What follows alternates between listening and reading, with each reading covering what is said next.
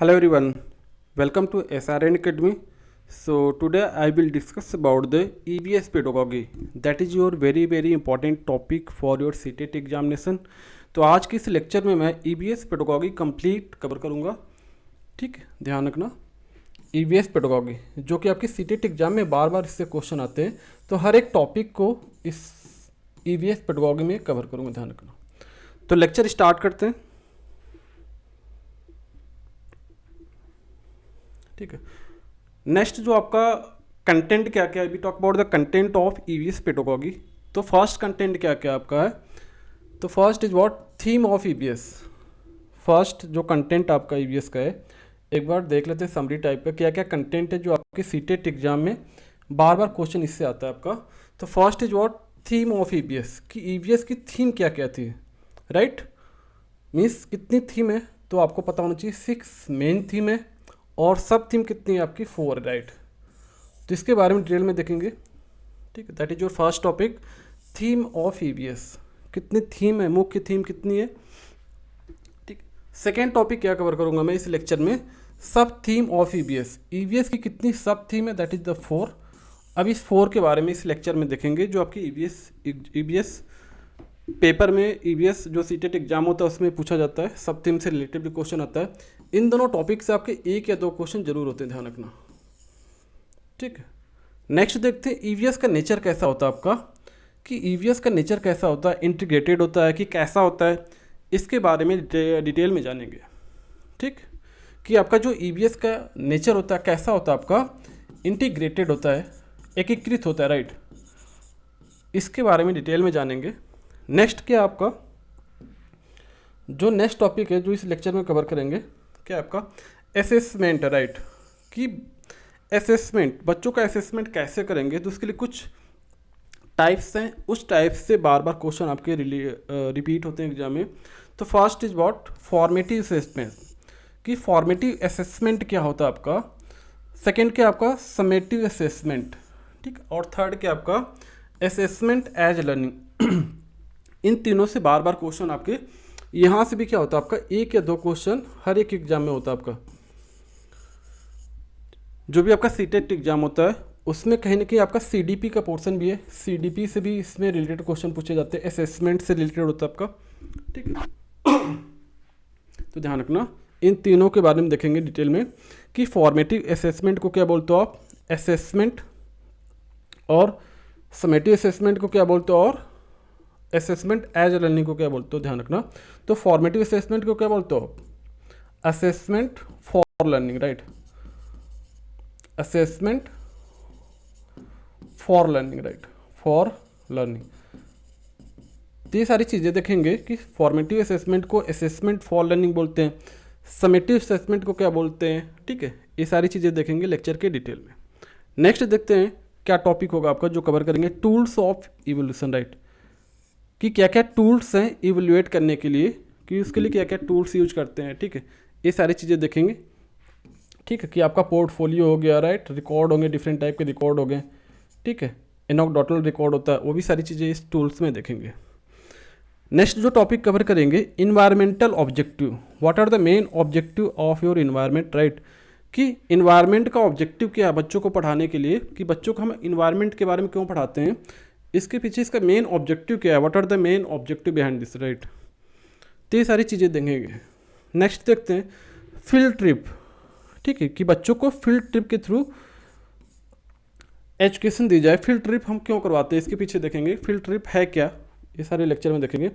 Next देखते हैं EVS teacher का रोल क्या होना चाहिए, इसके बारे में देखेंगे. इसके बाद जो आपका सेकेंड लास्ट टॉपिक है एनसीएफ, नेशनल करिकुलम फ्रेमवर्क 2005, इसके बारे में देखेंगे डिटेल में. उसके बाद आपका जो लास्ट टॉपिक है ईवीएस की क्लासरूम कैसी होनी चाहिए. ठीक है, ये सारी चीज़ें डिटेल में देखेंगे. तो आज का एक टॉपिक है जो इस लेक्चर में कवर करूंगा मैं. राइट, ये शॉर्ट मैराथन की तरह होगा आपका, एक तरह से शॉर्ट मैराथन है. ठीक है, ध्यान रखना.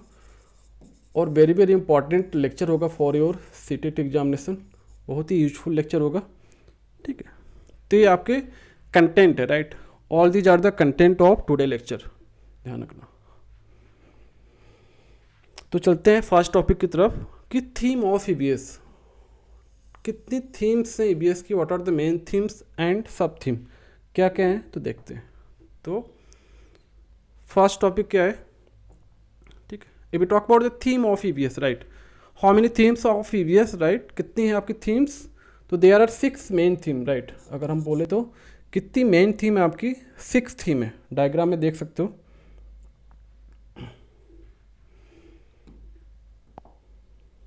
ठीक है, कि आपके पास मेन थीम कितनी है। अगर हम मेन थीम की बात करें, मेन थीम कितनी है बोले तो मुख्य थीम कितनी है आपकी, मुख्य थीम कितनी है, मुख्य थीम कितनी है आपकी है, तो कितनी है आपकी 6, there are 6 main theme of EBS. और सब थीम कितनी है, उप थीम कितनी है आपकी, तो 4 है, ये ध्यान रखना। अब इसके नेम क्या क्या हैं, तो फर्स्ट इज व्हाट, फर्स्ट देखो नेम क्या है आपका मेन थीम का, फैमिली एंड फ्रेंड। सेकेंड क्या आपका फूड है। थर्ड क्या आपका वाटर है, राइट। नेक्स्ट क्या आपका शेल्टर है। उसके बाद क्या आपका ट्रेवल है। उसके बाद लास्ट क्या आपका 6 things we make and do. Means आपकी जो फर्स्ट मेन थीम है, जो मेन थीम क्या क्या है उस पर रेड मार्क कर दे रहा हूँ मैं। मेन थीम क्या क्या आपकी फैमिली एंड फ्रेंड के बारे में पता होना चाहिए बच्चों को, फूड वाटर, तो फर्स्ट ये सेकेंड हो गया, ये थर्ड हो गया, ये फोर्थ हो गया, ये फिफ्थ हो गया और ये 6 हो गया। So there are 6 main theme.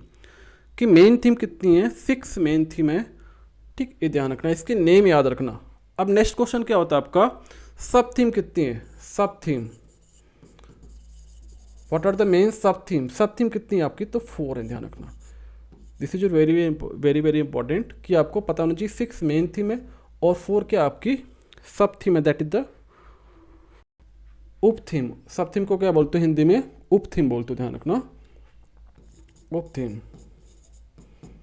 आपके पास उप थीम कितनी है, तो 4 है, राइट। तो 4 कौन कौन सी है आपकी, relationship, work and play, animal and plants, ध्यान रखना, ये 4 क्या आपकी सब थीम है।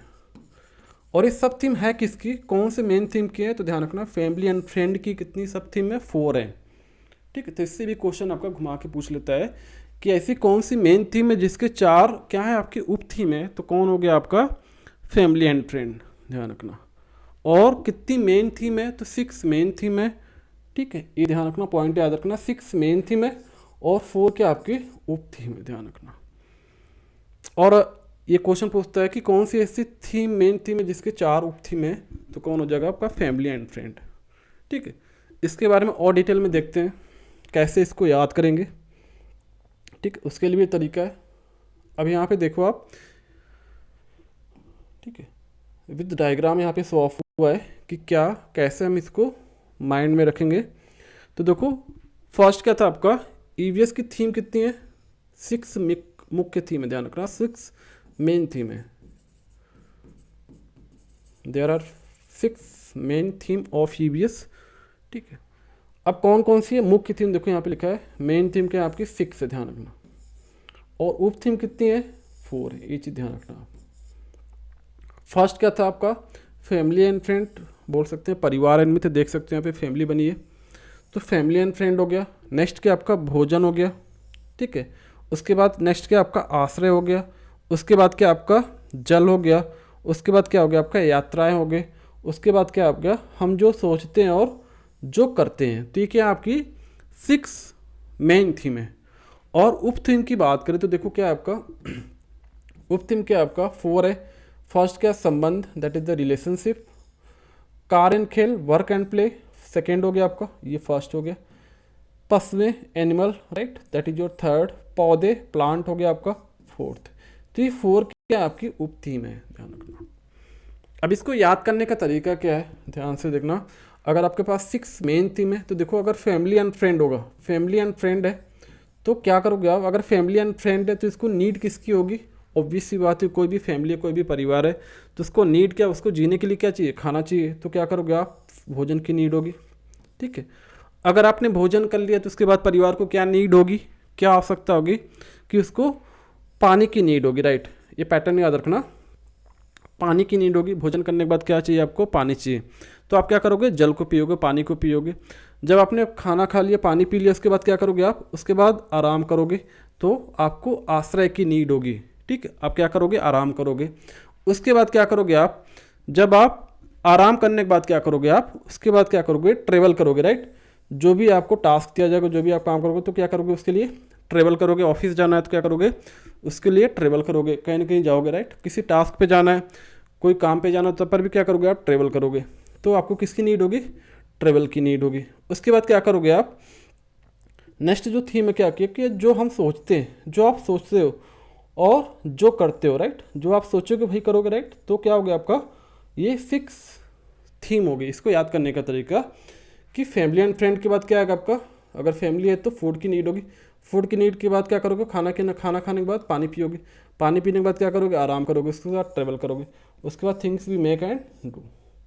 तो ये 6 आपको याद करने का तरीका है, रटना नहीं है आपको, ठीक है। तो 6 मेन थीम हो गई। उसके बाद आपकी क्या है, 4 उप थीम है। तो 4 उप थीम किसकी हैं, तो फैमिली एंड फ्रेंड की, ध्यान रखना। इसी फैमिली एंड फ्रेंड की क्या है, 4 उप थीम है, 4 सब थीम है, ठीक है। तो इससे क्वेश्चन आ जाता है कौन सी ऐसी मेन थीम है जिसके 4 सब थीम है, तो फैमिली एंड फ्रेंड, ध्यान रखना, वेरी वेरी इंपॉर्टेंट है। यहाँ पे आप इसको माइंड में रखना कि ऐसी कौन सी मेन थीम है जिसके 4 उप थीम है। तो 4 कौन कौन सी आपकी, संबंध, कार्य एंड खेल, पशु एंड पौधे, ध्यान रखना। This is your very very important for your CTET examination, right. चलते हैं नेक्स्ट की तरफ, आई थिंक समझ में आ गया होगा। नेक्स्ट क्या, ईवीएस की उप थीम है, राइट। ईवीएस की उप थीम, ईवीएस की उप थीम कौन सी थी, अभी मैंने 4 बताया आपको, ठीक है। Sub theme, sub theme of EVS. तो कितनी आपकी 4 उप थीम है। First is what, family and friend, ठीक है, रिलेशनशिप, ठीक है, काम और खेल, जानवर एंड परिवार और दोस्त के क्या है, 4 उप थीम है। तो फर्स्ट क्या हो गया आपका, संबंध, रिलेशनशिप, राइट, रिलेशनशिप। उसके बाद काम और खेल, work and play, work and play. उसके बाद क्या होगा आपका, एनिमल होगा, एनिमल। और लास्ट क्या होगा आपका, प्लांट्स होगा, ध्यान रखना। तो 4 क्या आपकी उप थीम है, सब थीम है, ध्यान रखना। यहाँ पे दे रखा है 4 आपकी उप थीम है, कौन कौन सी आपकी, संबंध, कार्य एंड खेल, पशु एंड पौधे, ध्यान रखना।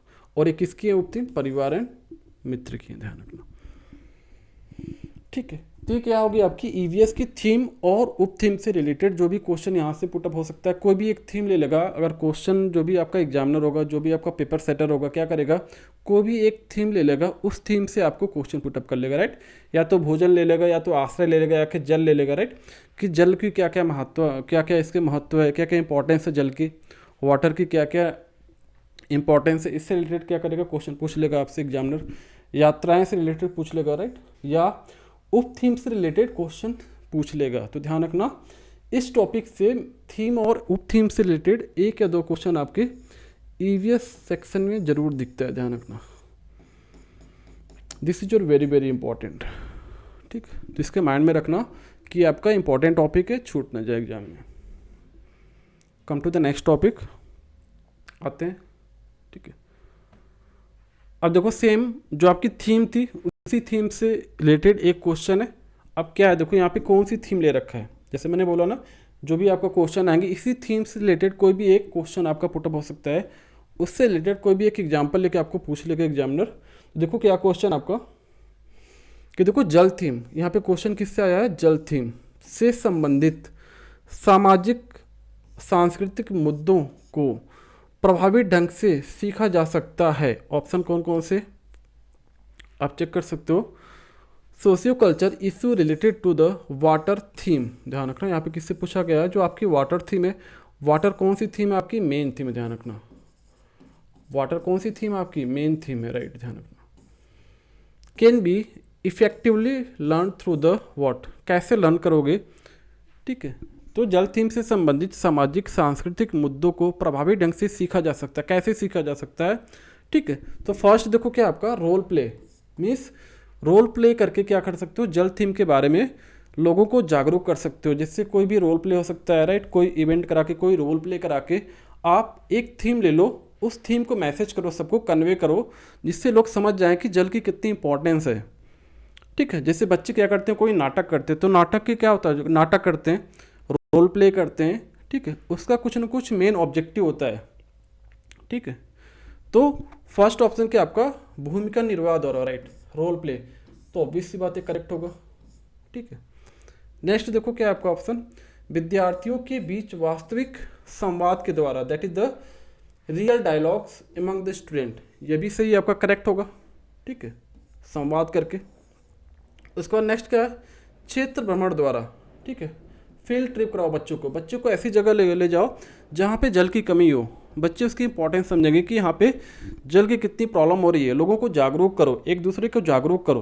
तो यहाँ पे बच्चों को क्या करनी पड़ेगी, फील्ड ट्रिप ले जाओ बच्चों को जागरूक करो, ऐसी जगह लेके जाओ जहाँ पे पानी की प्रॉब्लम हो रही है, या और भी लोकेशन पे ले जाओ जहाँ पे लोगों को जागरूक करो। ठीक है, तो फील्ड ट्रिप करा सकते हो, तो ये भी ऑप्शन क्या होगा आपका करेक्ट होगा।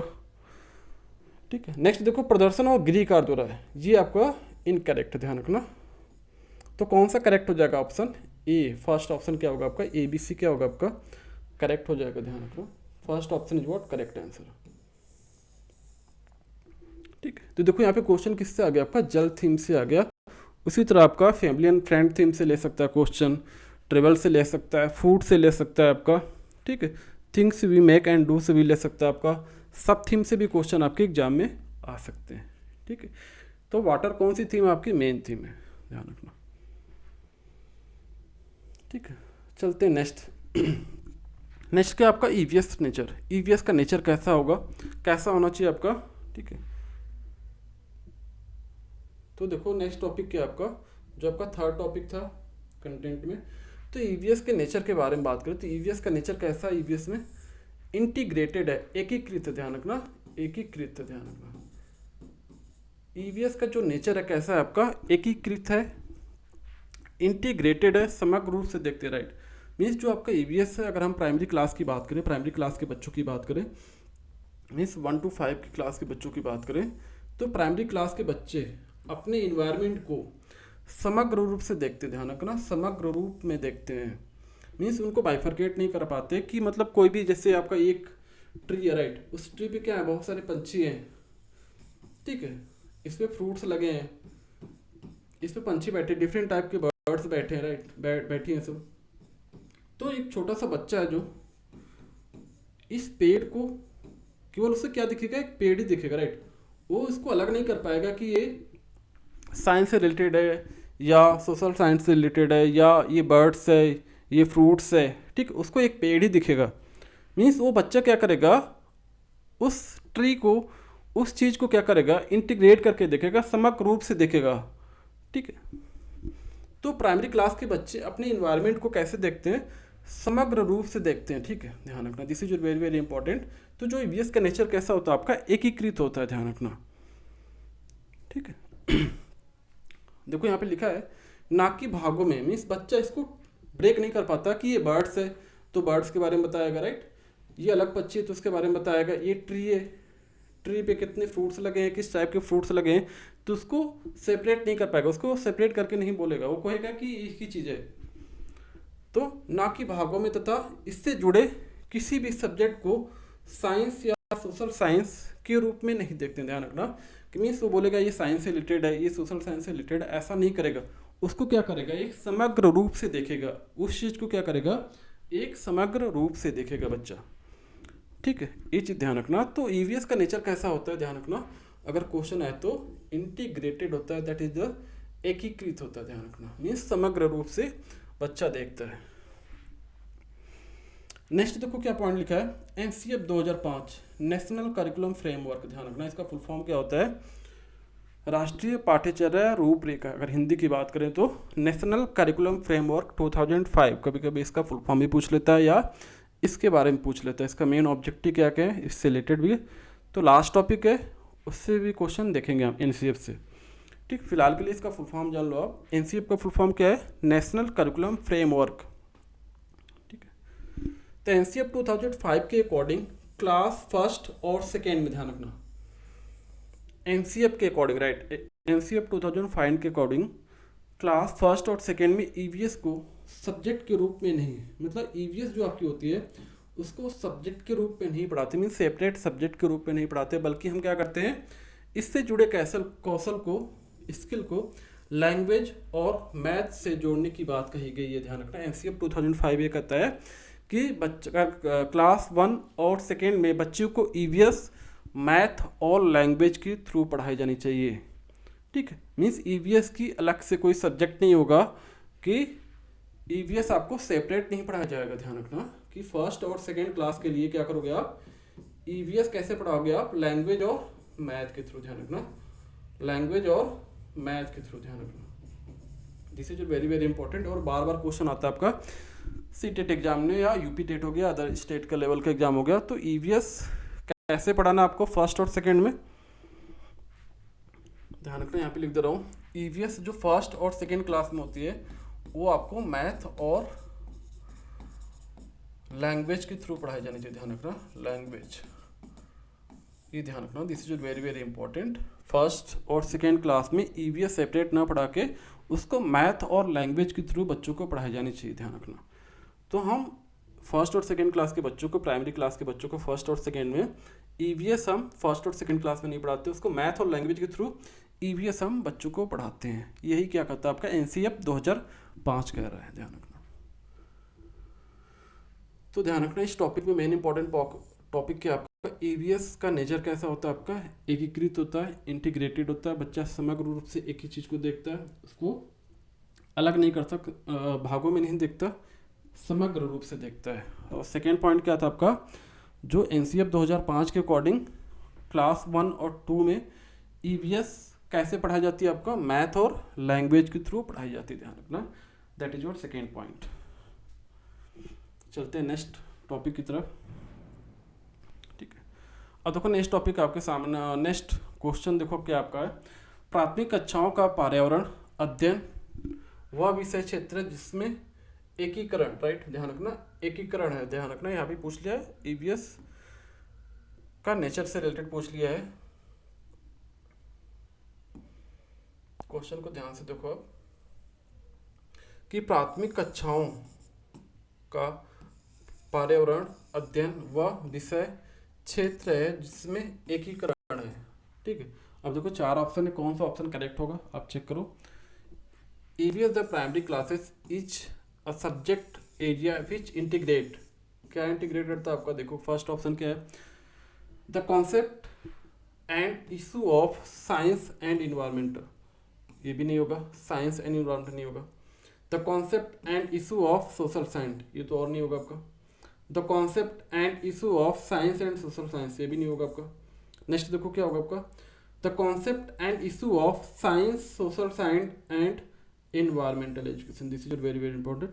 आपको कौन सा होगा, फोर्थ होगा। ध्यान रखना, विज्ञान, सामाजिक विज्ञान और पर्यावरणीय शिक्षा की संप्रत्तियों एवं मुद्दों का ध्यान रखना। ठीक है, तो फोर्थ ऑप्शन क्या होगा आपका, करेक्ट हो जाएगा, इस ध्यान रखना। चलते हैं नेक्स्ट की तरफ। अब देखो ईवीएस का सीखना आधारित है, learning of EVS is based on the principle of what, ये क्वेश्चन पूछा गया आपका नेक्स्ट, कि ईवीएस का सीखना आधारित है, किस पे आधारित है भाई, चेक करो आप ऑप्शन। ईवीएस का सीखना, ध्यान रखना, ईवीएस किस क्लास में पढ़ाया जाता है आपका, प्राइमरी लेवल पे पढ़ाया जाता है, प्राइमरी क्लास के बच्चों को पढ़ाया जाता है, तो मीन्स छोटे बच्चों की बात हो रही। ठीक है, तो ईवीएस का सीखना आधारित है, ऑप्शन 1 सरल से जटिल की ओर, राइट, सरल से जटिल के सिद्धांत पर, that is the simple to complex. Means क्या करोगे, बच्चों को पहले सिंपल चीज़ बताओगे, उसके बाद ही कॉम्प्लेक्स की तरफ जाओगे, राइट। मीन्स बच्चों को क्या करना है कि बच्चों को सिंपल चीज़ें बताओ, छोटी छोटी चीज़ों को उदाहरण दो, बच्चों को इजी वे में बताओ, उसको उसको दिखा के बताओ कि ये चीज़ें ऐसी होती है, ये चीज़ें ऐसी होती है। तो पहले सिंपल बताओगे, उसके बाद कॉम्प्लेक्स की तरफ जाओगे। ठीक है, तो first is what correct answer होगा, ध्यान रखना। नेक्स्ट देखते हैं, कॉम्प्लेक्स टू सिंपल, ऑब्वियस सी बात, पहले कॉम्प्लेक्स बताओगे बच्चा डर जाएगा, नहीं पता, बच्चा समझ नहीं पाएगा, तो कॉम्प्लेक्स टू सिंपल नहीं होगा, ध्यान रखना। मीन्स यहाँ पे पूछा लर्निंग ऑफ, ध्यान रखना किस पे बेस होना चाहिए, तो सिंपल से कॉम्प्लेक्स की तरफ जाना चाहिए। बच्चे को पहले सिंपल चीज़ें बताओ, then go to the complex, means complex की तरफ जाओगे धीरे धीरे। देखो यहाँ पे नेक्स्ट क्या है, ग्लोबल टू लोकल, पहले ग्लोबल नहीं बताना हमें, पहले लोकल चीज़ के बारे में बात करनी है, कि पहले बच्चे की भाषा के बारे में बात करनी, कि बच्चा जिस इन्वायरमेंट में रह रहा है, जिस एरिया से रखे आया है, जिस पर्यावरण में रखे आए, पहले उसके बारे में बच्चों को बताना है, ठीक है। उसके बाद हम ग्लोबल की तरफ जाएंगे। तो अगर ये लोकल टू ग्लोबल होता तो सही होता, ये ग्लोबल टू लोकल इनकरेक्ट होता है ना। अब्स्ट्रैक्ट टू कंक्रीट मीन्स अमूर्त से मूर्त के सिद्धांत पर। अमूर्त और मूर्त क्या है आपका, अब्स्ट्रैक्ट और कंक्रीट, राइट। कंक्रीट मीन्स कि मूर्त मतलब चीज़ों को जो टच कर सको, राइट। कोई चीज़ है जिसको टच कर सको, फील कर सको, देख सको, राइट। तो कंक्रीट मीन्स पहले बच्चों को दिखा के पढ़ाना, राइट। कंक्रीट टू अब्स्ट्रैक्ट तो सही होता, बट यहाँ पे क्या अब्स्ट्रैक्ट टू कंक्रीट, ठीक है। पहले अमूर्त चीज़ों से लेके नहीं, बच्चों को ऐसे नहीं कि बच्चों ऐसी चीज़ें होती है, ये है, ऐसा नहीं करना है, बच्चों को दिखाना है चीज़ों को। कंक्रीट, राइट, जो चीज़ें आप छू सको, उससे बच्चा समझेगा, देखेगा तभी समझेगा। ऐसे नहीं बच्चों को हवा में बता दिया कि ऐसी चीज़ें होती है, ऐसी चीज़ें होती है, तो बच्चा समझ नहीं पाएगा। तो कंक्रीट टू अब्स्ट्रैक्ट होना चाहिए, तब पर फिर ये ऑप्शन क्या हो जाएगा आपका, गलत हो जाएगा। तो ऑप्शन कौन सा करेक्ट होगा आपका, ओनली फर्स्ट,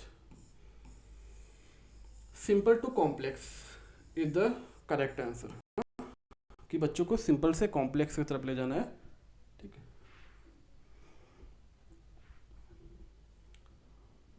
अब देखो असेसमेंट की बात करते हैं, we talk about the assessment, कि आपका असेसमेंट कैसा होना चाहिए, बच्चों का असेसमेंट कैसे करोगे आप, ठीक है।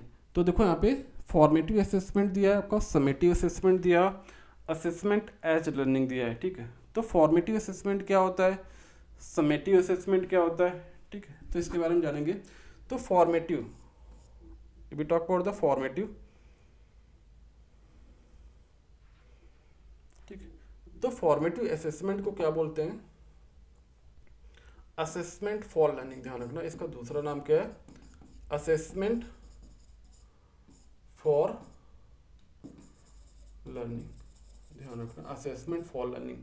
और समेटिव असेसमेंट को क्या बोलते हो आप, असेसमेंट ऑफ लर्निंग, ध्यान रखना असेसमेंट ऑफ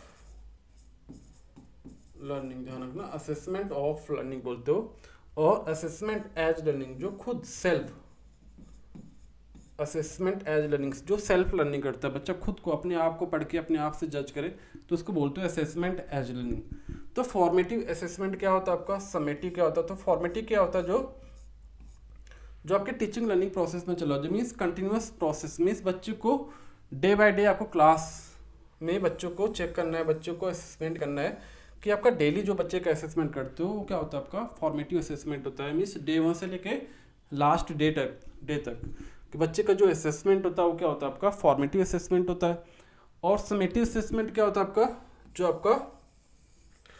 आपका जो एनुअल एग्जाम हो गया या हाफ ईयरली एग्जाम हो गया, उस टाइम जो असेसमेंट होता है आपका वो कौन सा होता है आपका, समेटिव असेसमेंट होता है, ध्यान रखना। तो ध्यान रखना फॉर्मेटिव को हम बोलते हैं असेसमेंट फॉर लर्निंग, ध्यान रखना यहाँ पे एफ से याद रखना आप, एफ मीन्स यहाँ पे देखो फॉर लिखा है और एफ से क्या है फॉर्मेटिव, ध्यान रखना एफ याद रखना। तो कभी कभी डायरेक्ट एग्जाम में आता है फॉर्मेटिव असेसमेंट इज, उसमें 4 ऑप्शन दे देगा आपको, assessment for learning, assessment of learning, assessment as a learning. तो कौन सा करेक्ट होगा फॉर्मेटिव में, एफ से एफ याद रखना, एफ मीन्स फॉर, ध्यान रखना असेसमेंट फॉर लर्निंग, ठीक है। तो फॉर्मेटिव असेसमेंट जो आपके टीचिंग लर्निंग के थ्रू, जो आपके क्लास के थ्रू डेली क्लास होती है, उसमें जो बच्चे का आपका असेसमेंट कर दो वो क्या होता है आपका फॉर्मेटिव असेसमेंट होता है, ठीक है।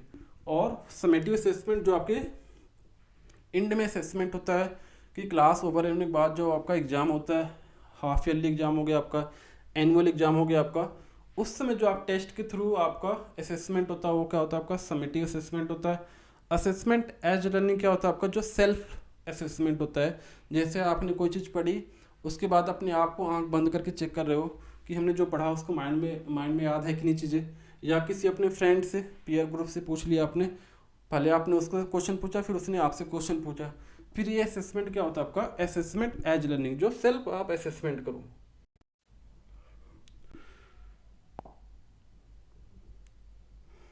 तो ये 3 आपके वेरी वेरी इंपॉर्टेंट है, ध्यान रखना ये 3 असेसमेंट आपके वेरी वेरी इंपॉर्टेंट है, यहाँ डायग्राम में देख सकते हो, ठीक है, कैसे असेसमेंट किया जा रहा है आपका। तो देखो फर्स्ट वन क्या आपका, फर्स्ट जो टाइप बंदे ने बताया था फॉर्मेटिव असेसमेंट, अगर हिंदी में बात करें तो इसको क्या बोलते हो आप, रचनात्मक आकलन बोलते हो इसको हिंदी में। फॉर्मेटिव असेसमेंट को क्या बोलते हो हिंदी में, रचनात्मक आकलन बोलते हो। जैसे यहाँ पे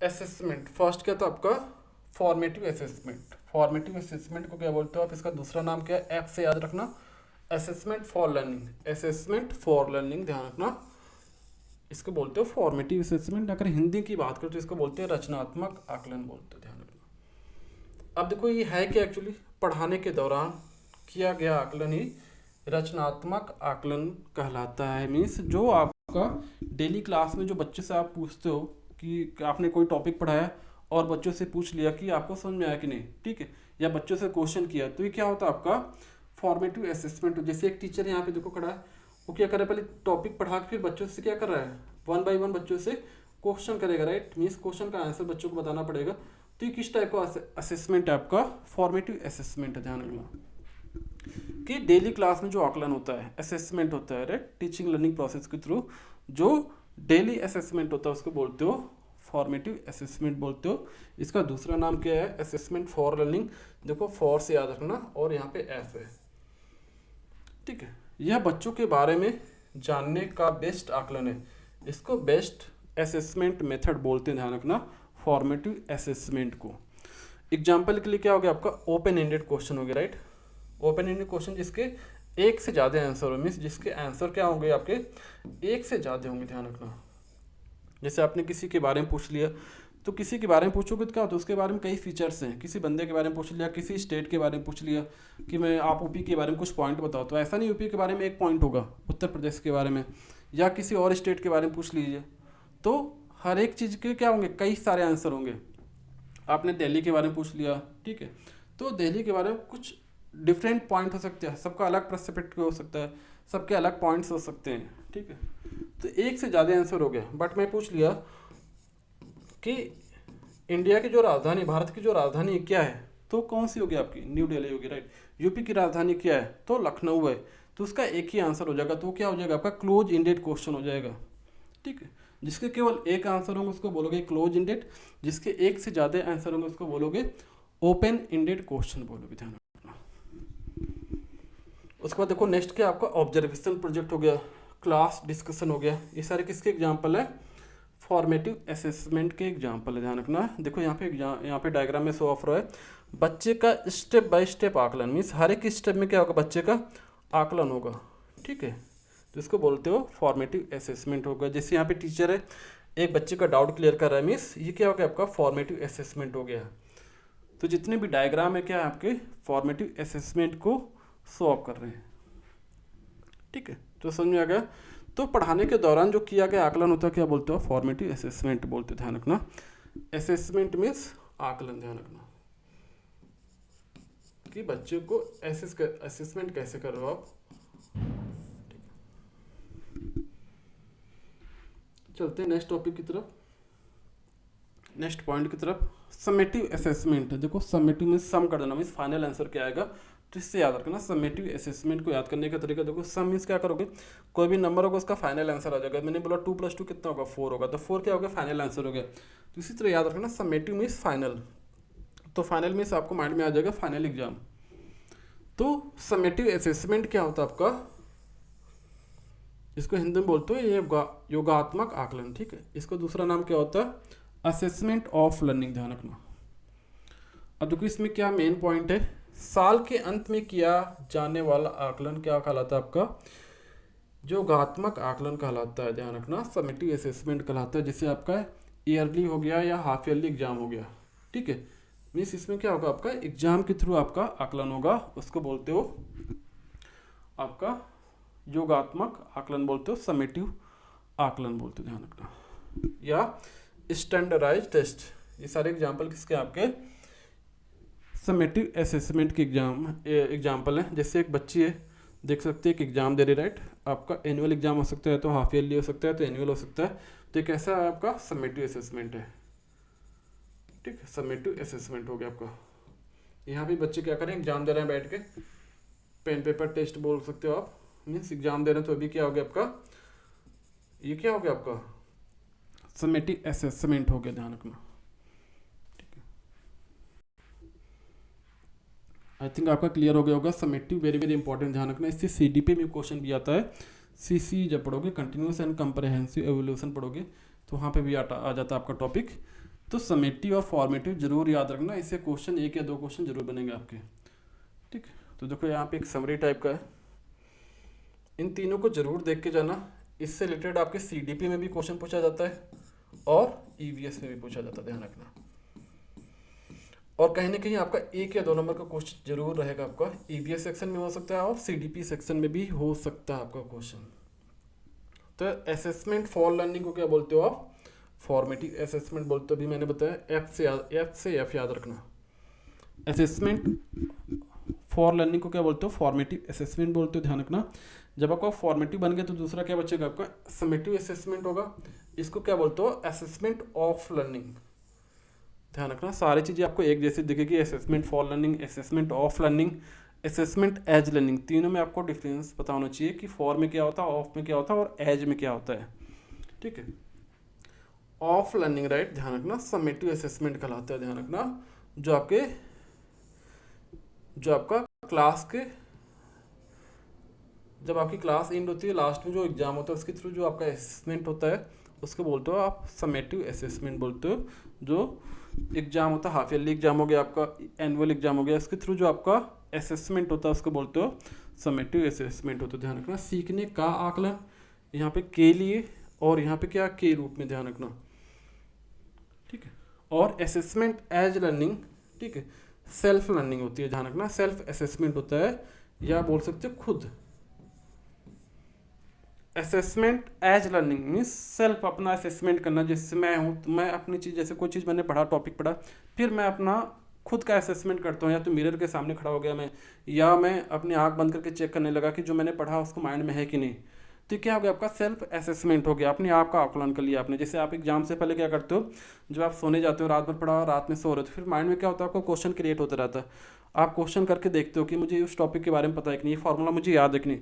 तो क्या हो गया आपका? सेल्फ असेसमेंट हो गया, अपने आप का आकलन किया आपने।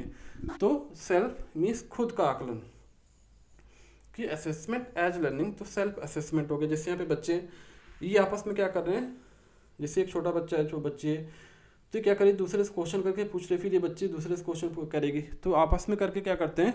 अपना सेल्फ असेसमेंट करते हैं। ठीक है, तो इसको बोलते हो असेसमेंट एज लर्निंग बोलते हो। क्या बोलते हो आप? असेसमेंट एज लर्निंग बोलते हो, सीखने के रूप में आकलन। ध्यान रखना, ठीक है। तो इन तीनों में आपको डिफरेंस पता होना चाहिए, assessment for, assessment of, assessment as. ध्यान रखना, तीनों का आंसर सेम लगेगा कि लगेगा है क्या ये, बट तीनों में ध्यान रखना, एफ से याद रखना फॉर्मेटिव, ऑफ से याद रखना समेटिव, और देखो फॉर से याद फॉर्मेटिव हो गया आपका फॉर, तो दूसरा आपका ऑफ बच जाएगा, और लास्ट क्या होगा? खुद।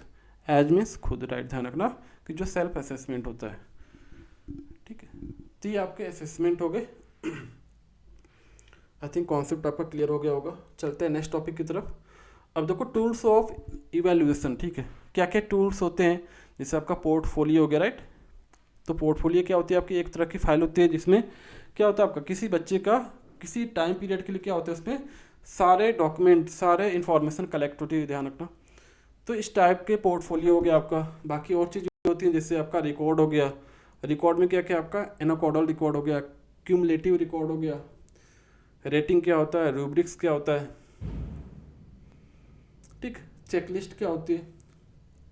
इन सारी चीज़ों के बारे में नेक्स्ट क्लास में देखेंगे कि बच्चों को संबंधशील बनाना होता है तो उसमें क्या क्या पॉइंट्स हैं।